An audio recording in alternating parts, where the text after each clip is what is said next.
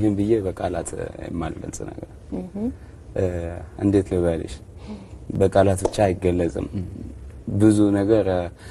ደስታም አለ አብዛኛው ደስታ ነው ሁለተኛ ደግሞ የማላምናቸው ነገሮች አሉ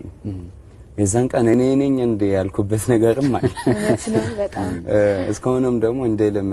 እየመሰለኝ ያሉት ነገሮች አሉ እና በጣም አሪፍ ነበር ኢትዮጵያችን ደግሞ በዛ መልክ ፕሮሞት በመደረጓ አቀባበል እንደዚህ ይደረጋል ብዬ አላሰብኩም ነበር እና በመሆኑ ህዝቡ ከቦን ምናምን ሌላ ታሪክ ነበር እሱ በጣም ከመለሽ በላይ ደስታኛ ነኝ እና የወደፊቱ ደግሞ አለ እሱን ደግሞ ትንሽ ጭንቅላቴን እንትን ያለው ነው ብዙ አደራ ነው የተሰጠኛው እና እሱን አደራ እንዴት ይላሉ የሚለውን ሐሳብ ስላለኝ